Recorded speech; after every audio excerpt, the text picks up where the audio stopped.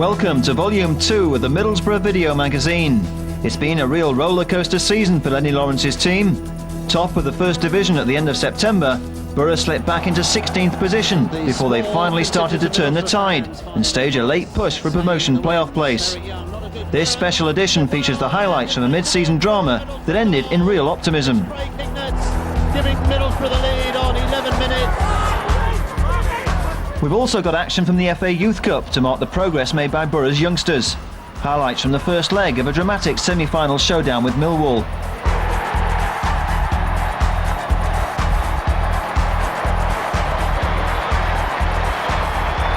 There's also grounds for optimism off the field, as Borough unveil their plans for a super new stadium destined to make Middlesbrough the Wembley of the North.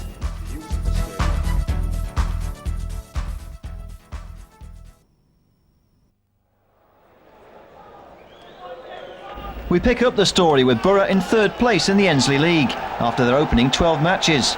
5 points behind leaders Charlton, but with a game in hand before the showdown with promotion rivals Millwall.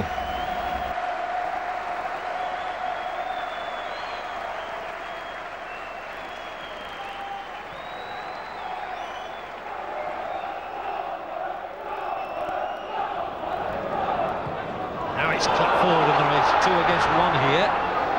Wait. Picking it back for Pears. There is Dolby. Essentially a striker, as Theo says, but having to fill in there. He endures, had a cartilage operation recently. He'll be out for another few weeks yet. Millwall also without the likes of John Kerr and Jamie Morley at the moment. And Bruce Merry, their other American, who's suspended. Forward goes Dolby now. That's what they want to see from him. But now he'll have to get back. There's Hignett, fires it up in the direction of Wilkinson.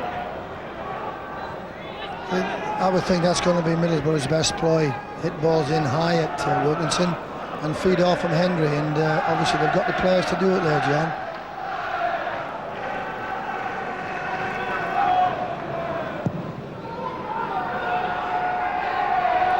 White beaten in the air by Kennedy. It's gone straight through to Borough's keeper Pears. Quite a test for Kennedy there today, up against the Scottish international Derek White. Great day for him though. Certainly one he won't forget. There's Kenny Cunningham, another young Irishman in the Millwall side, looping it up towards Kennedy, and he'll get 2 headers in. That looked like a bit of a handball from Ray, but it's been allowed to continue, and there's a chance here with the first, and unlucky, and it's Kennedy who's rattled the upright as well. It would have been a marvellous moment for him. Mick McCarthy was saying he could make himself a TV star today, and the youngster is denied only by the width of an upright. Borough now look to break up the middle with Hendry. This is where he's dangerous, and he'll try and feed it through for Hignett. He does get it through, but Hignett's now offside. But what a moment this was for Mark Kennedy. The ball laid inside the penalty area. It came to him there in a good position and a rasping shot. First time beat Pears, didn't score. He hit it very, very well, didn't he? I see all these as real danger, John, because they've got several players who are outstandingly big and very, very good in the air, and good movement here. Millwall will have to be at their best. Yes, Mohan and White both go up for corners. Morris is arriving now as well, and it's a firm header from Wilkinson. Flying save from Keller. What a magnificent, superb reflex save that is from the American Keller. I did actually say that they'd be very dangerous, and this is proved by Wilkinson, who's brave in the air. That is a brave header, John. Great save. He's injured, but that is an absolutely what I call a real brave forwards header. He's still challenged there, I think, by Keith Stevens, and he's still got a header in. What a great save. The power of it nearly took Keller off his feet. Millwall's corner, swung in towards Pears, and that was a difficult one for him. Kennedy was almost standing on his toe end. Still no goals, but chances at either end. Ooh, what a giveaway! Wilkinson's on through the middle, and he can really punish them. The save again by Keller to deny Wilkinson. But what were Millwall thinking of there? That was a dreadful mistake, and they were lucky not to perish.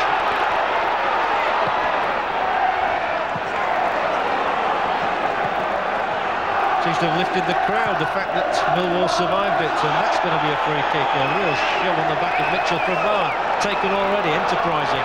So forward comes Dolby. Roberts might square it to Cunningham, but Middlesbrough have got just about everybody back behind the ball now. And the impetus lost immediately. He's a little bit disappointed, young Cunningham, now, because he's just given 2 balls away. That ball square, I'm sure he'll buy Casey a drink after that one. Wonderful saves. I keep saying what a good goalkeeper he is, this lad, but he really is athletic. And Wilkinson normally, I think, would finish them off, John. I'm sure you've seen him more than me. I would have backed him to score there. That was the star of the show at the moment, not much question about that. Theo Foley will be naming the Ensley man of the match later on. And Keller's put in his bid with 2 excellent stops. Now, there are men up here. Kennedy goes on, and long. He's slipped it wide, but Mitchell hadn't read him. It's the first time they've really played together, so it's perhaps not surprising that they didn't read one another's minds. Actually, when you actually think of it, Millwall, more or less without Goodman and Morley and what have you, I think that when they come in, this is it, you know. Let's have a look at that pass again.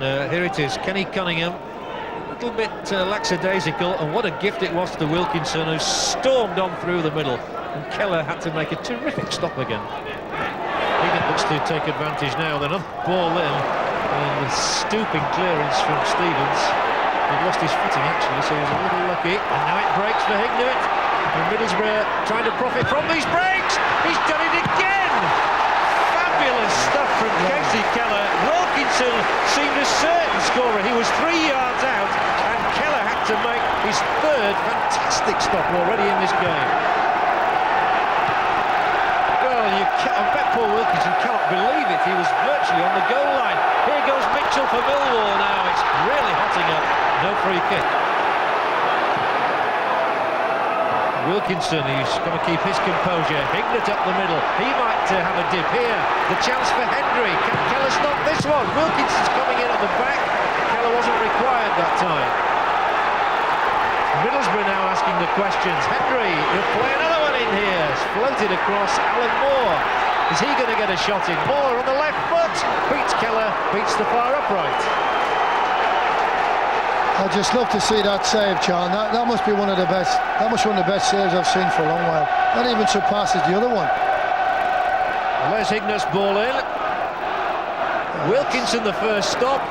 Thought he'd got it with the second effort, and Keller just won't let him, will he? That's unbelievable save. A little bit of luck. He just played his luck. But having said that, that was a wonderful save. I mean, the boy Wilkinson is an excellent finisher. Bavia taking it on from Vandenhauw.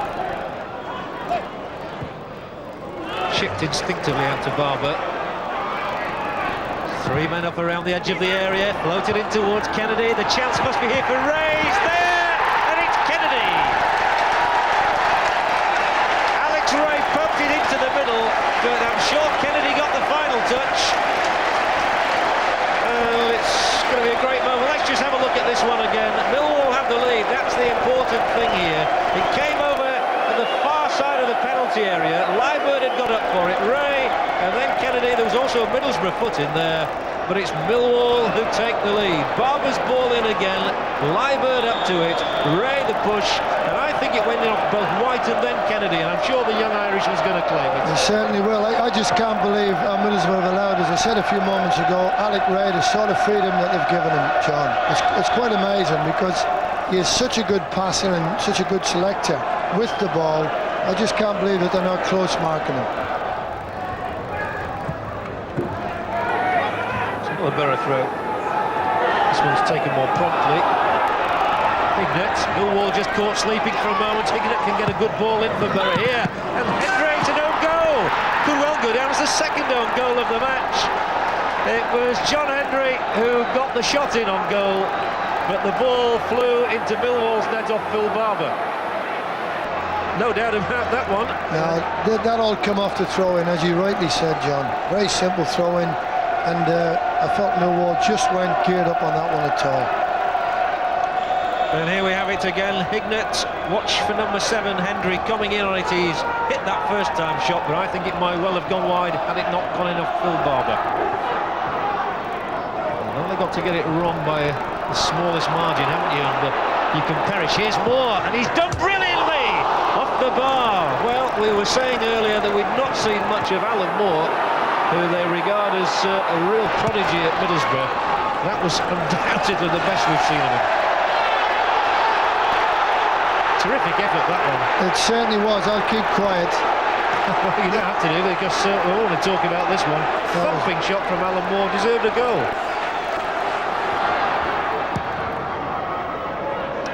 And I fancy Middlesbrough will be the happier of the two with a point if that's the way it does turn out. He's onside here. This might be the moment for Kennedy. He's bundled out of it by White. White's in real trouble now.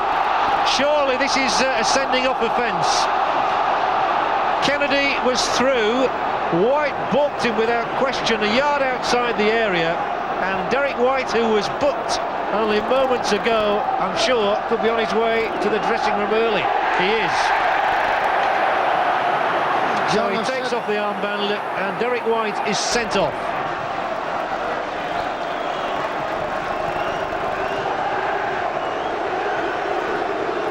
Derek White's 89th minute red card was too late to hurt Borough, and a thrilling contest ended all square, thanks largely to Millwall's American goalkeeper Casey Keller.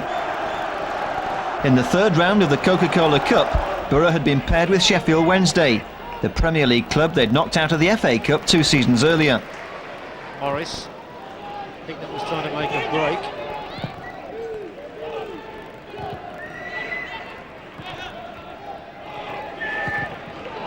Here comes Hendry, and he's made the break. He's got no side of the defender. John Hendry, brilliantly polished off.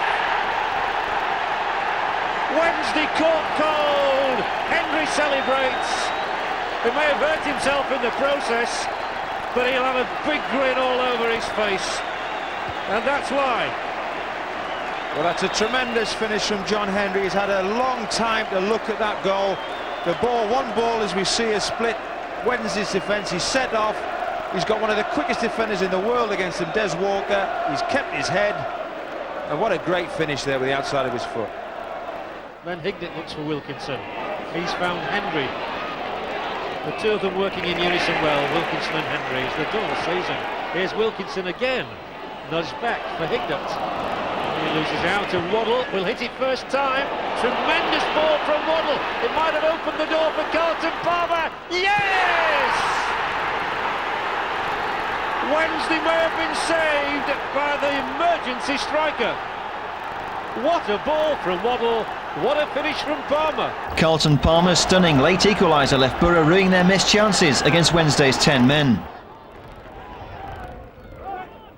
There was further frustration 3 days later at home to struggling Peterborough when Ayresome Park was silenced by an early blow. Dominic Iorfa gave the Posh a 10th minute lead.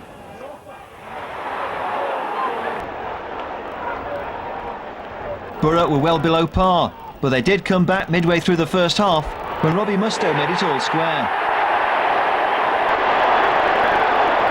The damage repaired, Borough were odds on to complete the fight back. But surprisingly, that was how it ended. Peterborough held on for their first away point, and Lenny Lawrence's men had lost ground on pacesetters Charlton. It was a sign of much worse to follow. A further 8 matches followed without a win for Borough, and 6 of those matches ended in defeat. But there was no disgrace in a battling display in the Coca-Cola Cup replay against Sheffield Wednesday at Hillsborough. It's a good ball through there. Scored for Wednesday by Gordon Watson. And just when it looked as though Borough had seen off the early pressure, they're punished. Worthington flinging it in. Barron trying to get there. Jempson got the header. Watson hooked it over Pears. And Wednesday have the lead. Pressman whacks it upfield towards Curtis Fleming. Well, Fleming looking for Kavanagh. A chance here for Kavanagh. Great save, Pressman. It's a goal for Barron. the equaliser. Mustoe. Well, they've come back and Robbie Mustoe has equalised in sensational style. Kavanagh had the first opportunity, Pressman beat it away, and Mustoe got a foot to it. It came off Andy Pearce as well. I'm sure Mustoe will claim that one. The marking was all over the shop. Kavanagh's effort beaten away. Mustoe, a touch there off the defender Pearce. And Middlesbrough have got themselves level, courtesy of Robbie Mustoe. 23 minutes gone.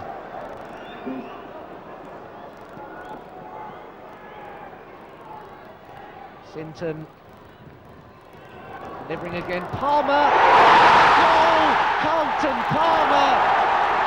Well, the game perhaps deserved a goal like that, but Palmer, the man who earned the replay, pulls out a stunning strike, and that is cruel, cruel indeed for Middlesbrough.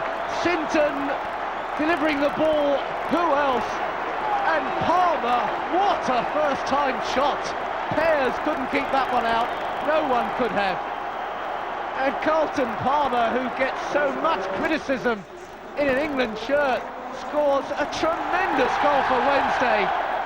Once again, Carlton Palmer enjoyed the final say with his 4th goal in 5 matches. Battling Borough had put on a brave display, but extra time spelt the end of the Coca-Cola Cup route to Wembley. The depression continued as Borough failed to score in the next 4 matches. When they finally ended their goal drought at the Victoria Ground, Andy Peake's 70th minute strike was no more than a consolation.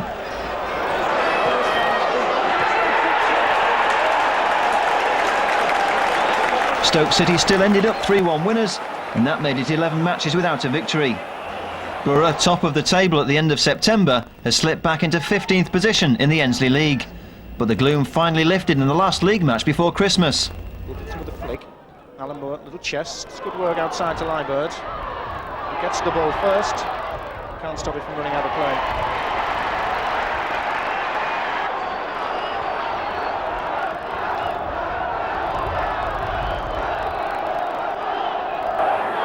Six and a half minutes gone. The first corner of the game. Gannon to take it left-footed and a curl away from Cherry in goal. The ball headed on by Wilkinson. Middlesbrough take the lead. It was so simple. The ball crossed over by Gannon, curling away from Cherry. Wilkinson with a header down over. And it's young Alan Moore stooped very low indeed from only a couple of yards out to head the ball underneath Cherry and into the back of the net.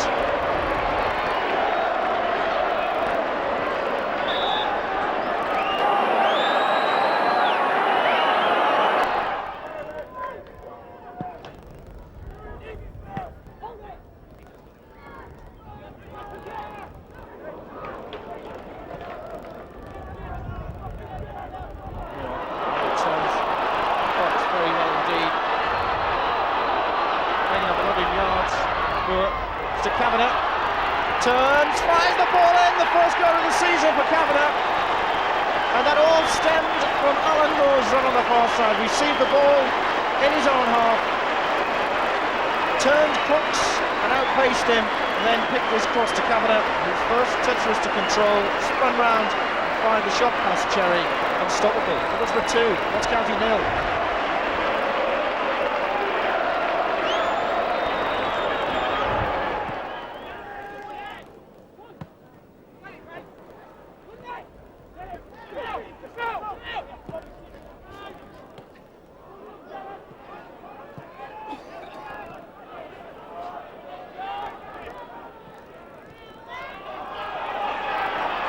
Wilson tries to play the ball outside, but not a good ball.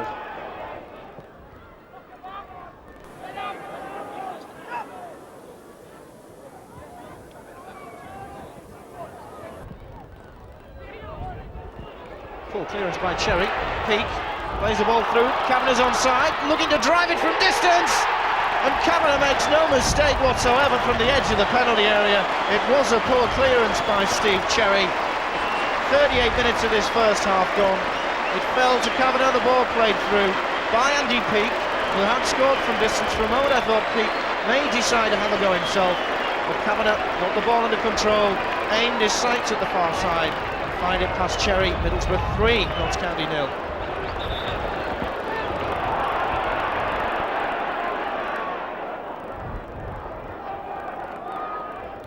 Musto. A lot of options open for him forward. One is Alan Moore, who's making a long run.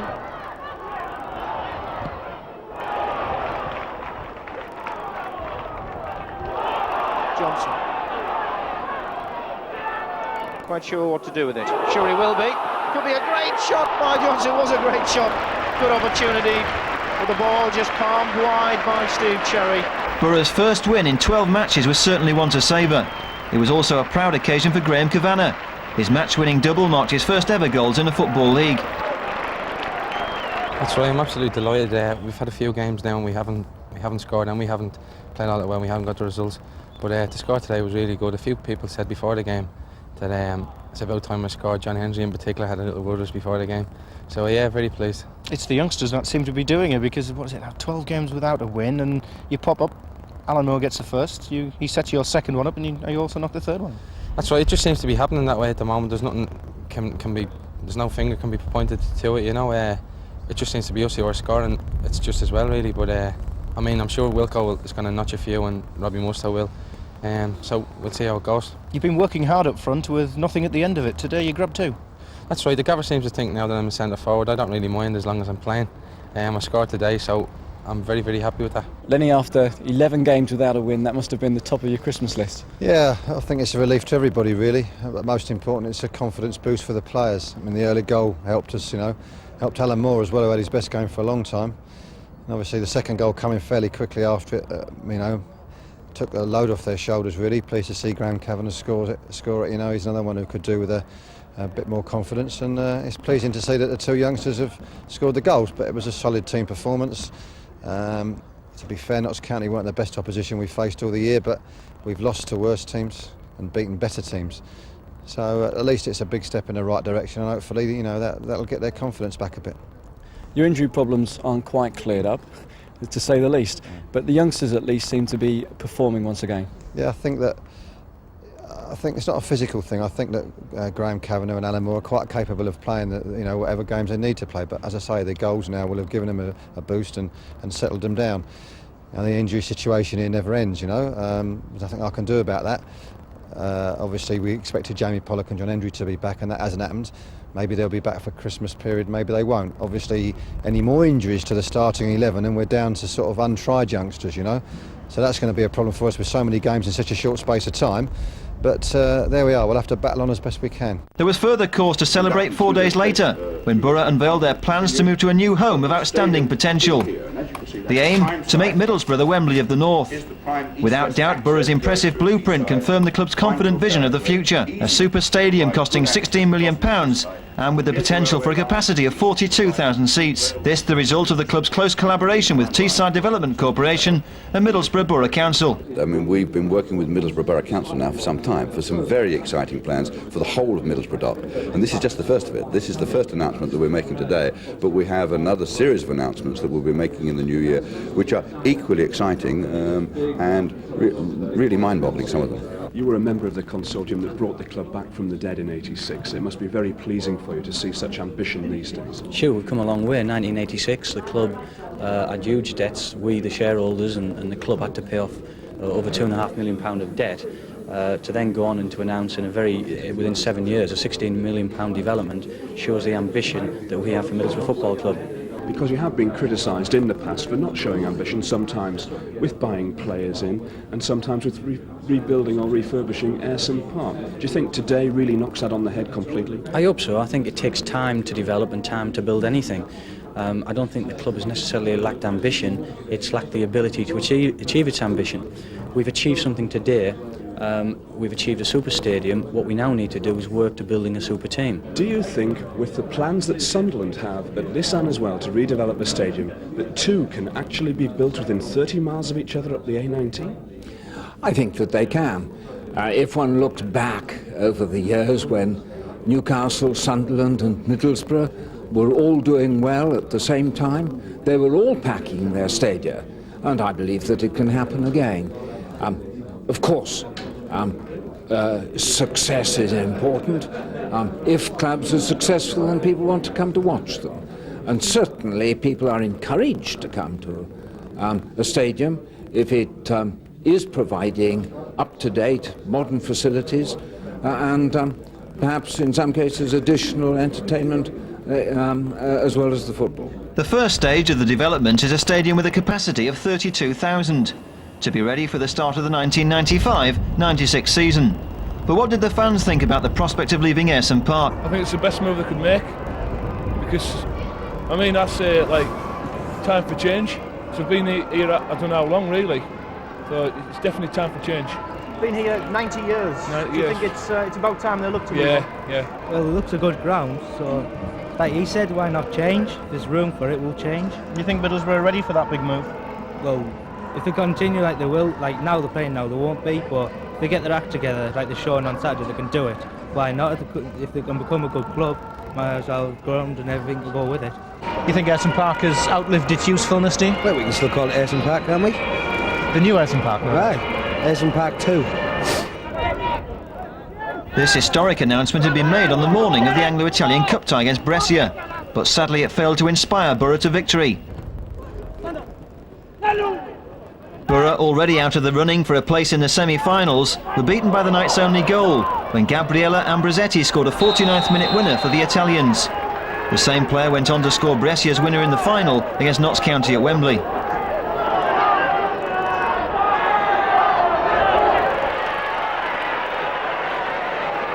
Borough celebrated the Christmas and New Year holiday period with 3 straight draws, beginning at Nottingham Forest with a 1-1 scoreline, thanks to a goal from Alan Moore.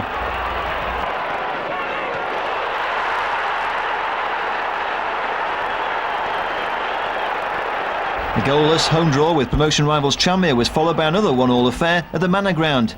This time Jamie Pollock was the Borough goal scorer.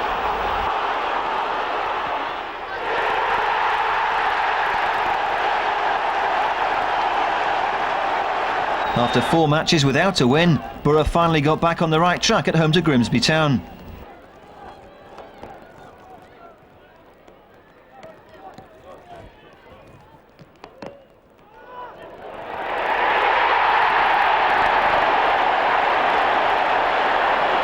Grimsby had offered stubborn resistance, but Borough were good value for their first win of 1994, thanks to Wilkinson's first half header, his first goal in nearly 3 months. A decent Christmas and New Year. Yeah, I mean that's 5 games unbeaten now, and obviously the lads, that's what we want to concentrate on, and we want to progress now for the rest of the season and hopefully climb our way back up towards the playoffs. Is there any disappointment there over the 5 games? Because there were a couple of games you probably could have edged a few of those draws. Yeah, I mean I think overall it's probably worked out as well as we could have expected really. I mean on Saturday we maybe could have lost it in the end at Oxford, and yet here against Tranmere we maybe should have won. But things tend to even themselves out over the season, and you know we've got a good result today, which was the main thing. In round 3 of the FA Cup, Borough had landed an away trip to 2nd Division Cardiff. Moore down to Wilkinson. Nice ball, chance for Moore here. This could be the first goal. Great save. Wilkinson, there it is. Paul Wilkinson reaches double figures for the season. Goal number 10. 1,000 or so Middlesbrough supporters obviously delighted. Andy Moore had the first chance. Great save by Mark Grew. The ball though falling so invitingly for Wilkinson. 1-0 to Middlesbrough. Grew made the save. Wilkinson on hand. Cardiff behind.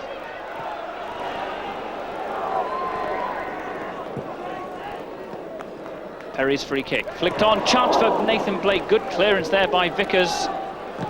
And again by Vickers.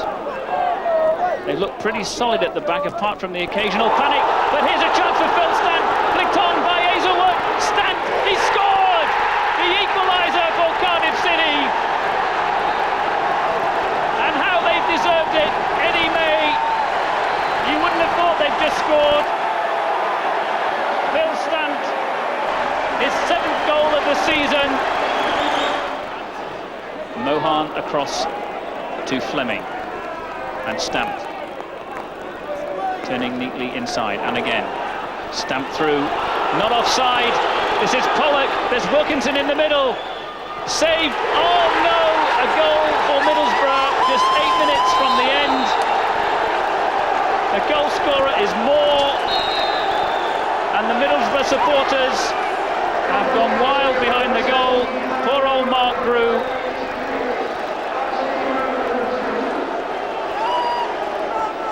It was the ball through, they were looking for the offside flag, it didn't come. Jamie Pollock kept his head, put the ball across, Drew got a hand to it, Moore got the final finish.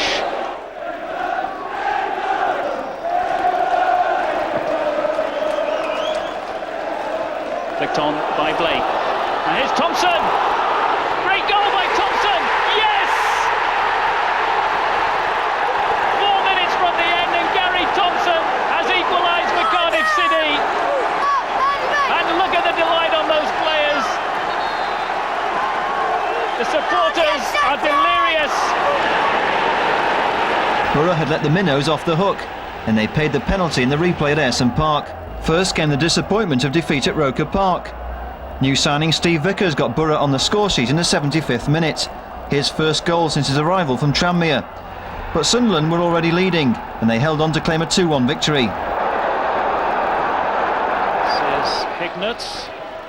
In the FA Cup decider with Cardiff, Graham Kavanagh gave Borough a second chance with a 90th minute equaliser that took the replay into extra time. Stride, Brazil needs to get it away, only as far as Pollock.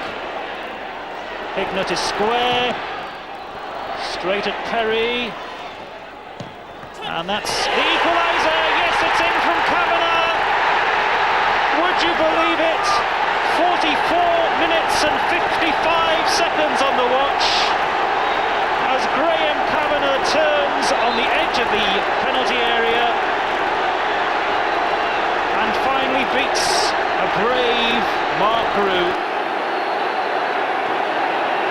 2 efforts on goal before it found Kavanagh, and you can't argue with that sort of finish. Extra time beckons.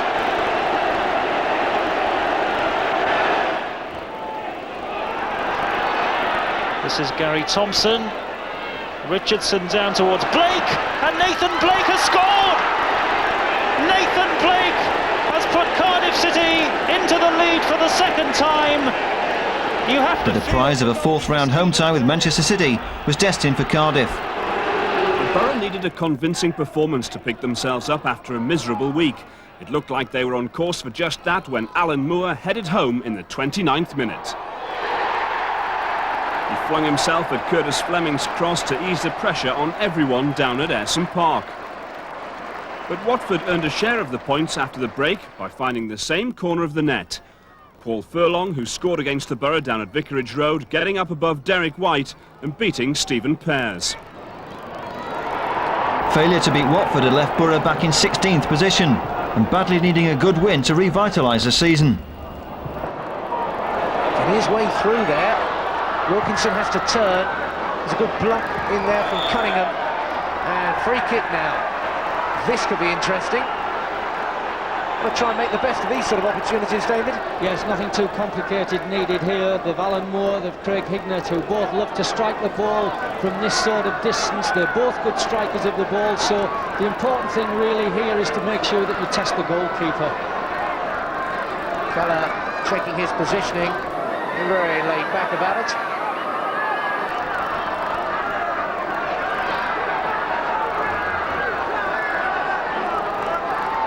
Funny enough, men in the wall, and Wilkinson joining in as well. Peak, Hignett, Moore, all there to have a go. Hignett tries it. Great goal, Craig Hignett.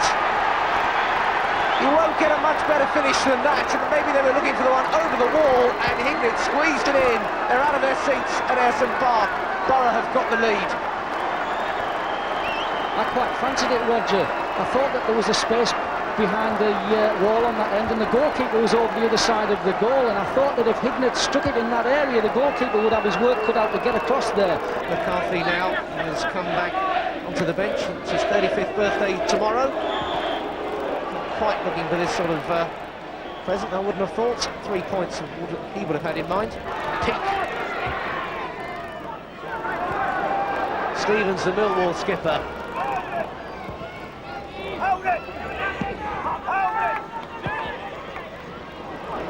Now Verveer through the middle here. Oh, looks like they're going to get the penalty for that one. Peak. Penalty to Millwall. Verveer through the middle. Peak's challenge. Let's have a look at it, David.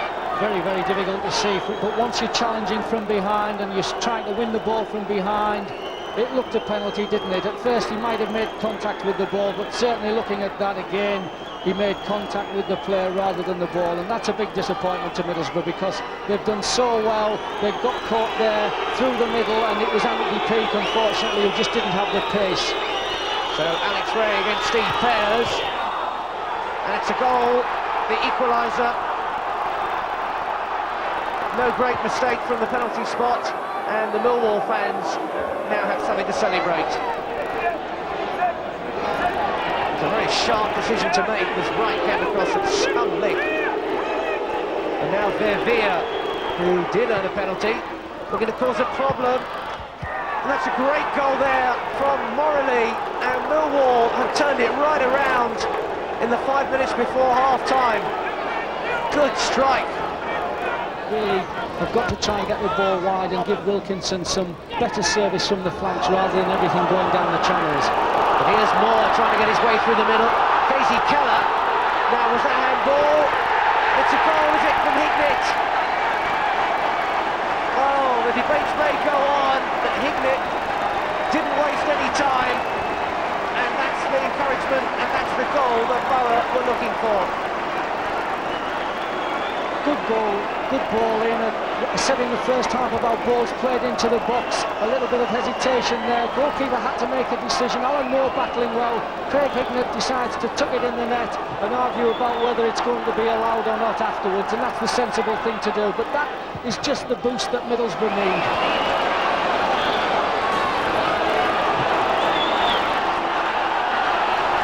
Game. Millwall third in the league, so they've everything to play for. They could move second if they win, and of course Middlesbrough, if they could gain a victory here, it could set them on a good run. And there's a goal there, and it's Vickers from the free kick again. Vickers comes in at the far post, and Borough have got the lead again.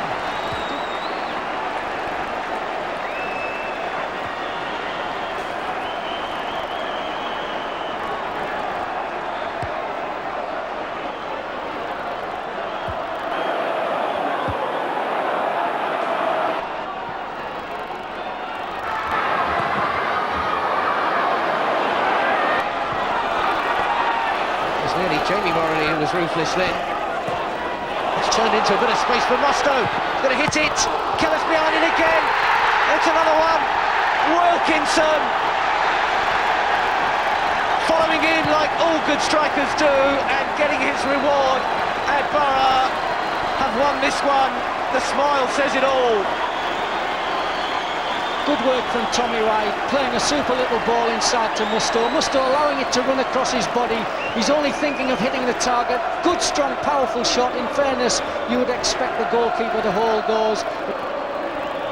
Ironically, Ayresome Park's lowest gate of the season have witnessed the best display so far. 2-goal Craig Hignett had played the leading role in taking the heat off under pressure boss Lenny Lawrence.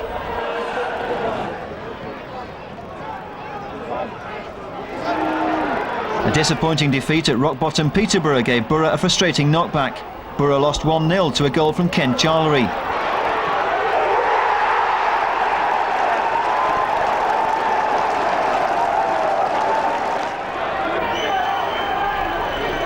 But then came a great result at promotion-chasing Derby County, where Borough made the all-important breakthrough in the 33rd minute. Steve Vickers' powerful drive turned out to be the only goal of the game. At home to Wolves, John Hendry was making his first appearance at Ayresome Park in 3.5 months. Hendry was back after finally shrugging off an ankle injury. It's a second chance though, Wilkinson. Strong challenge comes in and a good challenge by Marsden. And Stowell has to be alert to clear the danger. Peake.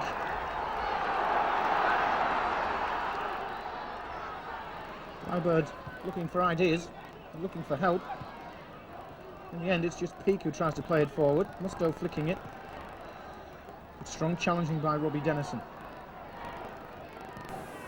Masters into Kelly, former Newcastle player, of course.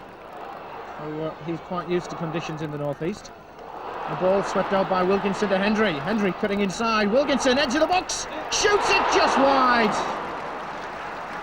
Just 3 minutes gone at Ayresome Park, and the first chance falling Middlesbrough's way. Graham Headley, that was close. That was an excellent effort once again, a good link up between Hendry and Wilkinson. The old partnership's back.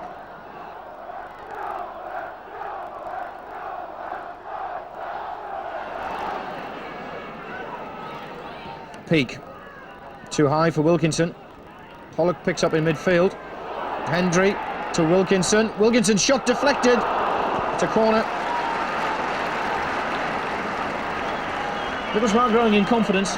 Pollock is absolutely getting through a phenomenal amount of work. He made a diving tackle in the right-hand corner, and the next minute he's in the middle of the field, tidying things up and setting another attack up. I only hope, for Middlesbrough's sake, that he can last the 90 minutes, because he's having a tremendous game up to now. And it's Pollock to take the corner. Middlesbrough's fourth. It's driven out towards Wilkinson, who does win the header, but no red shirts around to capitalise on the loose ball. Peake does well. Fleming to Liebert. Doesn't want to lose the ball in that position. Poor clearance by Mark Venus.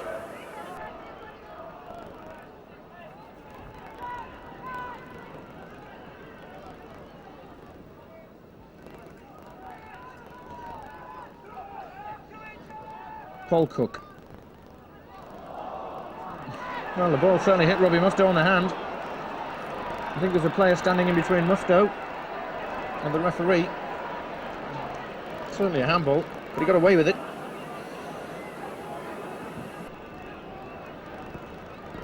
Not as fruitful as the famous Maradona handball in the World Cup,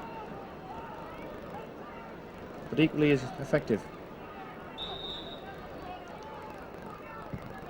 Vickers with a kick, looking for Wilkinson. Wilkinson's flicked header, but no one around to pick up the loose ball. Derek White. Wilkinson's flick will find Hendry. Hendry flicks it forward, looking for Alan Moore.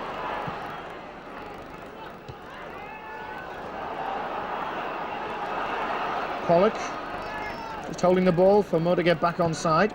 Drives the ball through. Wilkinson, a great chance, misses the ball completely. And I think he was unsighted as the ball came through, because it came from behind the defender. I don't think he expected it to get all the way through. It was a good pass from Pollock. It was fortunate to reach Wilkinson, and I think the defender put him off. However, I think the linesman's given him offside.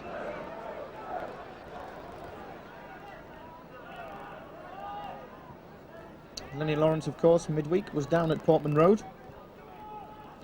keeping his eye on Wolves. They won 2-1 in the FA Cup tie against Ipswich, and hopes to have learned something in training possibly. Wilkinson plays the ball across. Moore just misses, and if he'd have made contact, surely that would have been a goal to Middlesbrough. But Pollock has a chance to the back post, across the face of goal, and Wilkinson just couldn't get the final touch. Two chances for Middlesbrough. I couldn't believe how Moore couldn't knock that one in the net. It must have bobbled or just bobbled over his foot, and then there was the best case for a penalty yet when Pollock got pushed over, but he made something of it and made a nice little cross to the far post that Wilkinson just couldn't reach.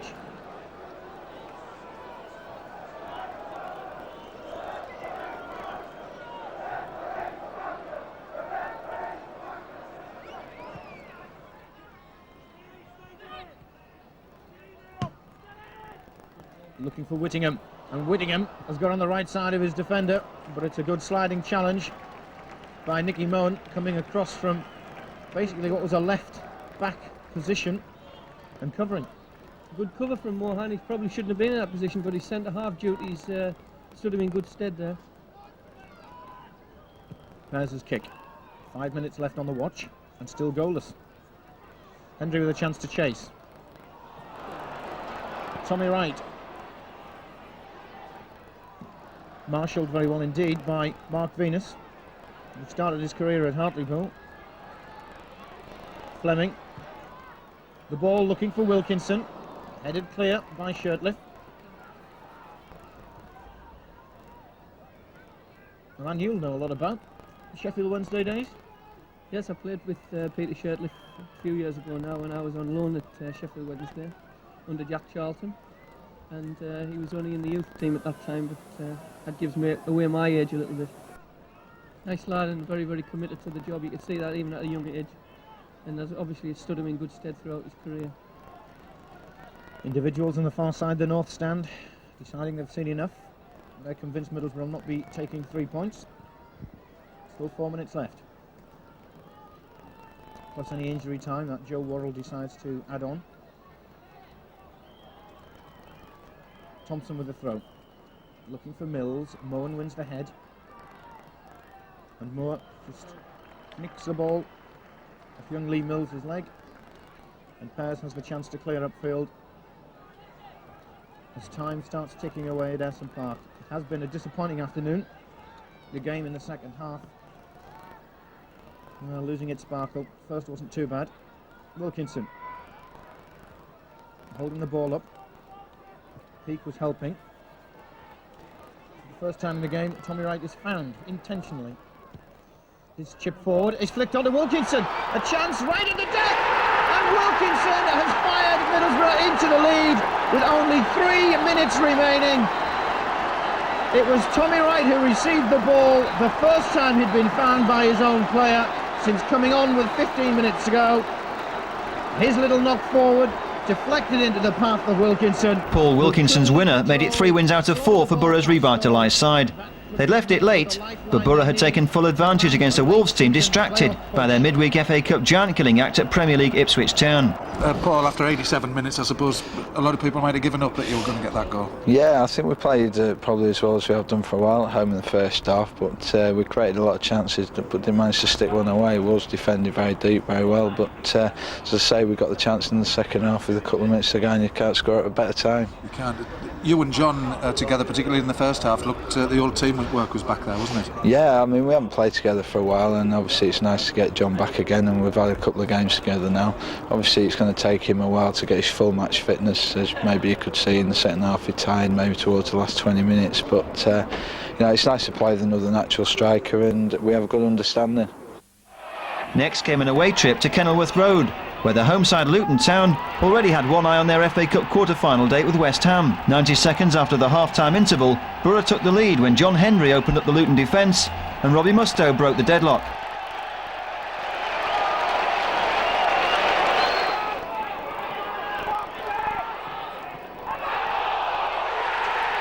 It looked like Borough were heading for a priceless away win on the ground where Luton became FA Cup giant killers with a victory over Newcastle. But the Hatters were let off the hook 6 minutes from time when Andy Peake conceded a penalty.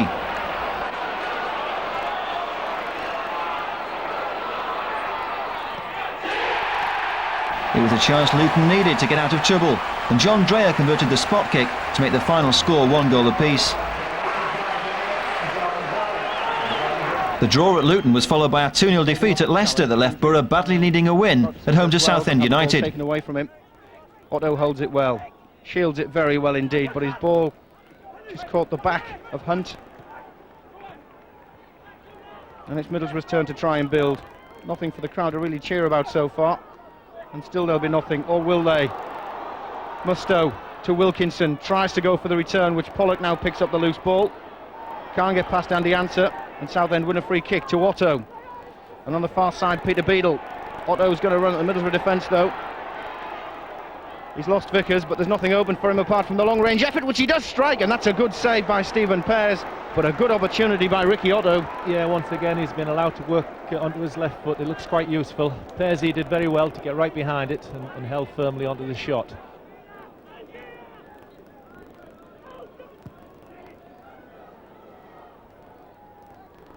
Not much of a breeze here at Ayresome Park. Strong gales over the last couple of days, but the wind dropping, but this time hanging. Vickers, the ball flicked on. Pollock tried to control, first time shot just over. And really young Jamie Pollock, only 19 years of age, saw the opportunity. Wasn't much, but that's all he needed.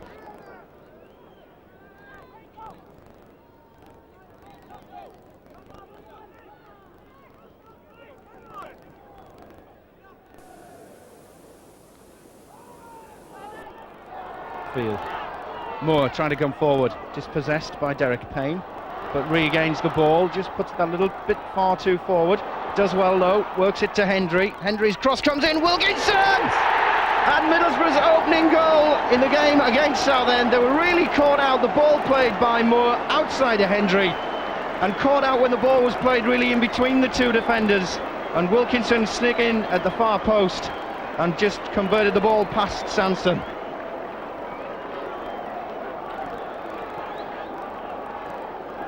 Hendry, Middlesbrough still looking to come forward. The ball played through to Pollock.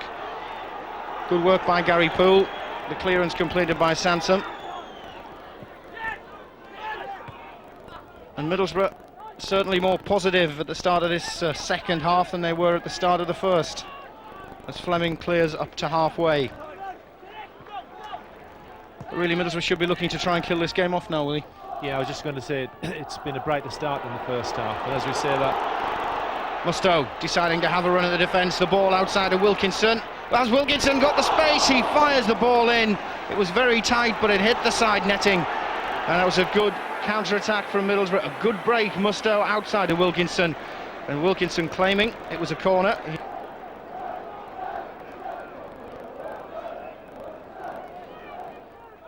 To Hendry, good control with the chest by Hendry. Ball is outside for Mustoe to chase, but good defending by Chris Powell. He's under a lot of pressure, and he's decided to play that back to Sanson. Oh, there's a chance for Hendry, a long way out, and the keeper had managed to get back into his position on the edge of the 6-yard box.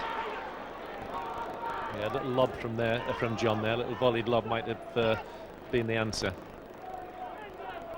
But again, it just emphasises the difficulty goalkeepers have when the conditions change so quickly from waterlogged pitches to bone-hard pitches overnight. It has been a relatively controlled game as far as Middlesbrough are concerned. They seem to have restricted Southend to many attacks, direct shooting opportunities and the like, and can come forward. Wilkinson with a chance on the edge of the box, goes down under a lot of pressure, Paul Wilkinson. The referee's just saying get up and get on with it, but there was a bit of pushing and shoving. Again, would you say that was a case of 6 of one and half a dozen of the other? Yeah, difficult to see from here.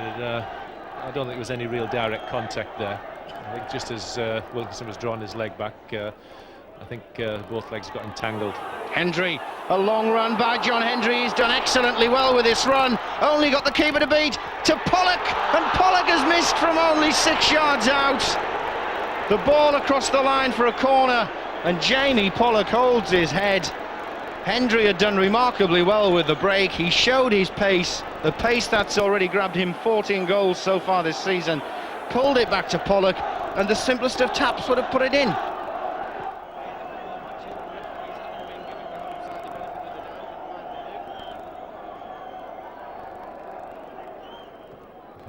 Peak to Wilkinson. Wilkinson controls to Hendry, edge of the box. He's trying to work an opening, John Hendry. The opening's not going to come. He does continue his run, and it's an obstruction, so that's an indirect free kick 10 yards out. So this will be interesting to see where the wall lines up. It won't be far away from the goal line, that's for sure.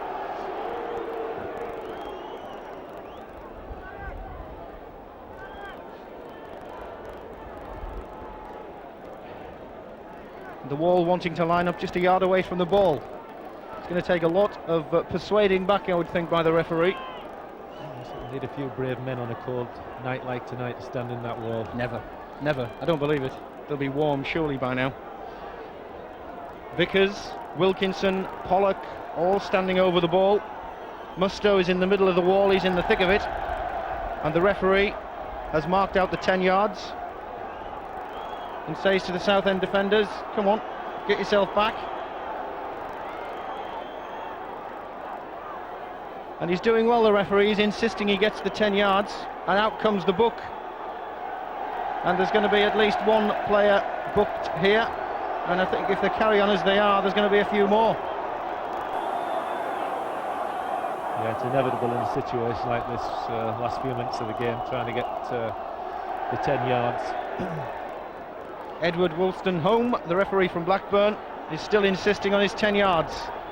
Pollock and Vickers. It's played to Vickers, who drives it, and it takes a deflection. Wilkinson's underneath it. The ball just goes wide somehow. And Wilkinson holds his head to say, how didn't it go in?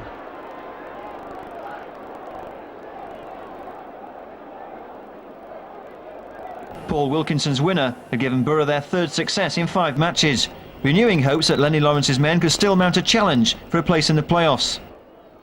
Well, a little bit of ground made up after that game, and of course West Brom at home on Saturday and then 3 away games. What would you be looking for in terms of points from the next 4 games? Got to win the home game.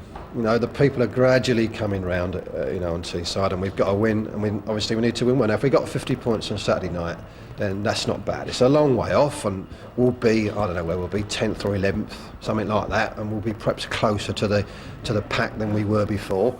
But that's only a couple of steps forward. Now, if we can win Saturday, then we've got 3 away games. We'll have to win one, and we'll have to draw one, minimum. And that'll keep us probably around that 9th, 10th, 11th spot. And then we've got a programme, I think it's 6 out the last 8 or 5 out the last 8 at home, including in April, including a run of 3 consecutive home games. Now, all but one of them, I would say, has got to be won. Then all things are possible.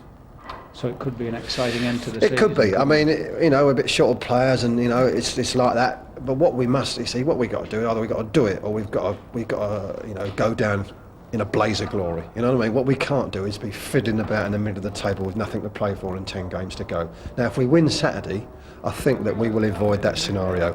Whatever happens in them away games. I mean, obviously, if we lose all 3 of the away games, we're going to struggle. But I don't think we will. And if we can pick up some points there, then it's a grandstand finish. The optimistic mood continued in the home match with the West Brom side boosted by a 3-0 midweek thrashing of Notts County. Smith. Bradley trying to force it out wide. Now Edwards. Nice work between Smith and now Edwards. Again, the Borough holding their line well and catching both Andy Hunt and Ian Hamilton in offside positions.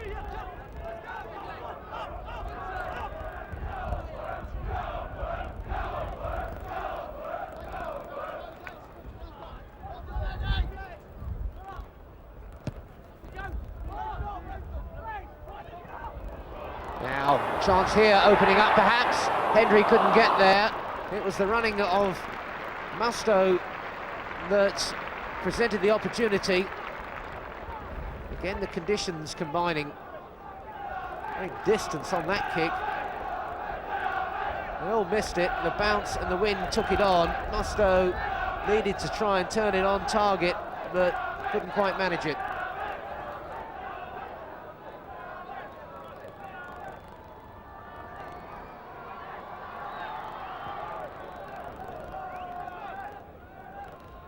Pollock turned on again towards Hendry, the defending by Paul Marden.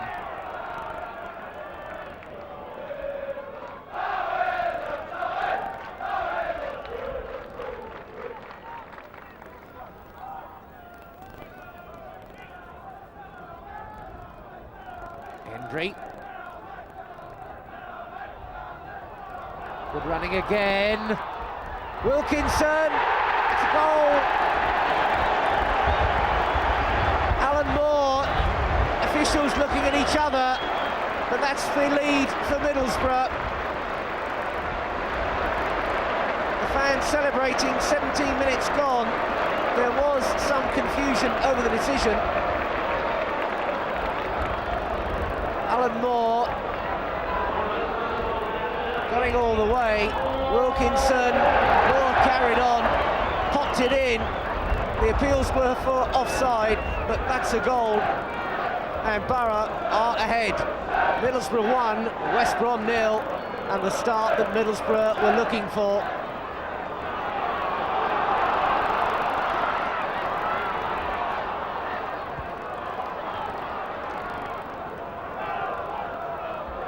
And Borough pressing straight away again. Liebird.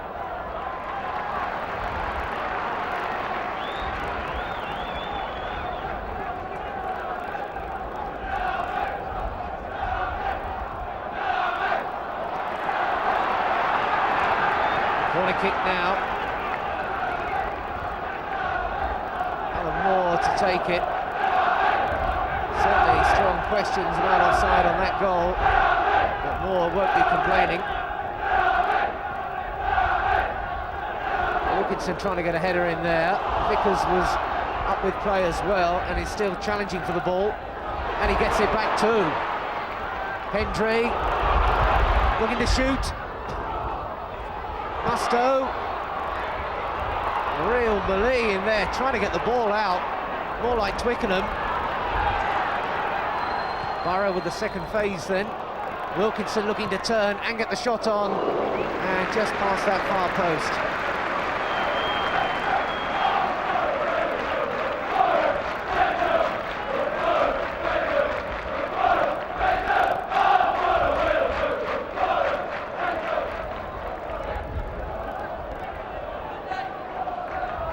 All knocked in there. Wilkinson turning well. But the shot fired in quickly, but not quite getting round far enough to make the angles all correct. This will now have the corner kick. Alan Moore didn't get a touch to it, but the challenge was enough, and Andy Peake now can break for Middlesbrough. Hendry, lovely little flick. Now Pollock away through the middle. Pollock away like a train. Can he finish it? Great work by the keeper. What a chance that was for Jamie Pollock, but Naylor did everything he was asked. Pollock was away there through the middle and absolutely steaming. Pollock better of the storming run than the calculating finish, not quite so much his nature, but Naylor, a great effort. Pressure there on Wilkinson, who was looking for the penalty, didn't get it.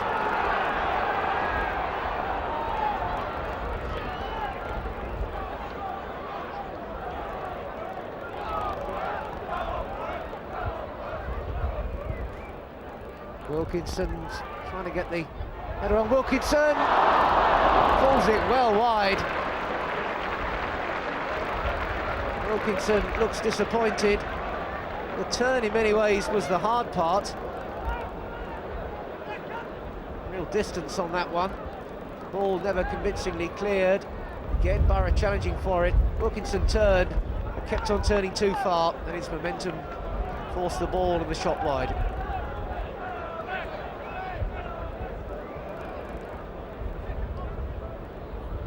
Ten minutes left in the half. It's been all Middlesbrough, but they've just got one goal to show for it. Peake stretching. Peake for Wilkinson. Pollock, he's got another chance. Can he do it this time? No mistake. Jamie Pollock takes the chance, and it's 2-0 to Borough. Not one to look a gift horse in the mouth for the second time. And Jamie Pollock striding through the middle there, kept his cool. Naylor came out, and that's a goal for Pollock. Jamie Pollock absolutely ecstatic about that one, his third of the season, and it puts Borough really in charge of this one. Hendry now, Hendry away, robbing Paul Marden. Wilkinson sprinting through the middle, couldn't quite get the ball round the defence with Donovan covering and set Wilkinson in with a direct attempt at goal, but Hendry breaking dangerously all the same. Pollock now, Pollock getting round his men, still going. Pollock head down, ploughing on.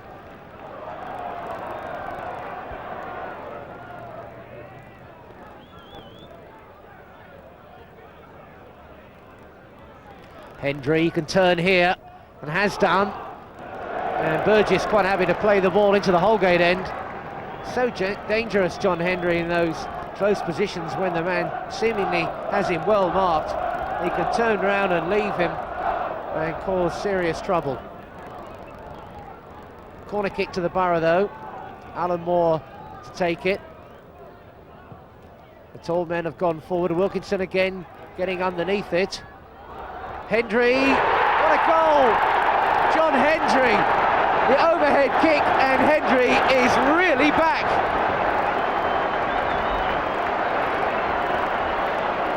Special applause for John Hendry, who missed so much of the season after his breathtaking form at the beginning, and now he's back in goal-scoring form. Wilkinson jumping, Hendry, just watch him there in the middle, took off, overhead, back of the net, 3-0. It was fitting that Jamie Pollock should celebrate another outstanding display with his first ever league goal at Ayresome Park. The 20-year-old midfielder was a real star behind a display that put Borough back in the top 10. The senior side's return to winning form was not the only cause for celebration at Ayresome Park. The youngsters had earned a place in the semi-final of the FA Youth Cup, and the stage was set for a two-legged showdown with Millwall.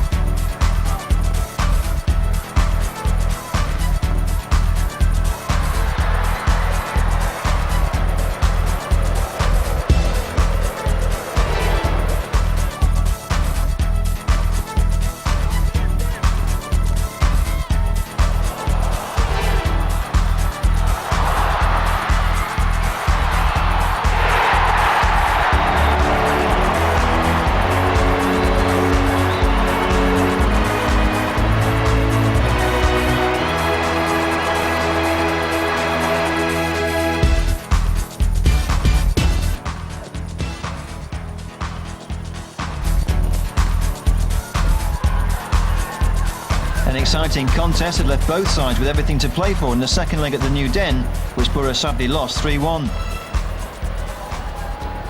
Meanwhile, Millwall's neighbours Crystal Palace were the next opponents for Lenny Lawrence's senior squad. Borough began the night 15 points behind the First Division leaders. An injury to 15-goal John Hendry meant a recall for Craig Hignett. Andy Peake.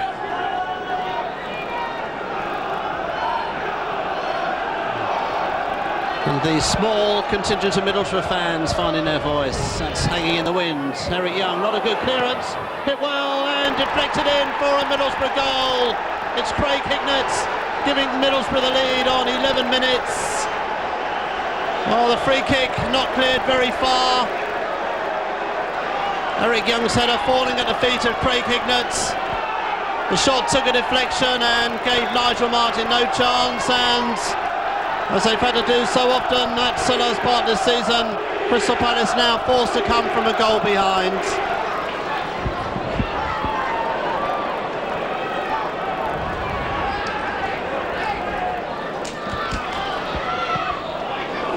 Well, Nigel Martin, his goal kick just clearing Paul Wilkinson.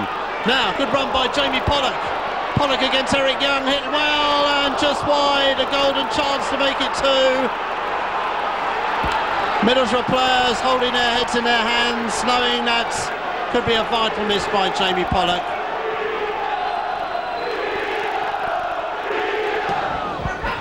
Dean Gordon, hidden hope already for Chris Armstrong. Richard Liebert unceremoniously lofting it into the air. Good ball forward, Alan Moore, Eric Young covering, support arriving in the middle. Nicely squared across, chance here for Paul Wilkinson, and another golden chance for Middlesbrough. Well, Middlesbrough have had a couple of chances now to go at least 2 goals into the lead. One fell to Jamie Pollock. That one was even easier for Paul Wilkinson.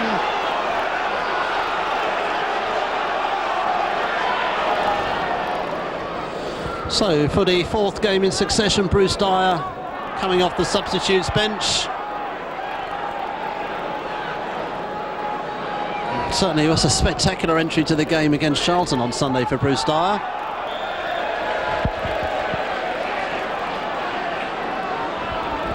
So Palace playing with a 3-man forward line now. Dyer wide on the right. John Salako just playing a bit deeper on the left. Manager Alan Smith. Bold move to put an attacker on for a defender. Stewart, lovely shot and lovely save by Pears. Oh, Paul Stewart has been unlucky tonight. He's been the one player who's managed to get behind the Middlesbrough defence. Did everything right there. hit the ball well, but Stephen Pears, a very accomplished keeper, once called up for the full England squad.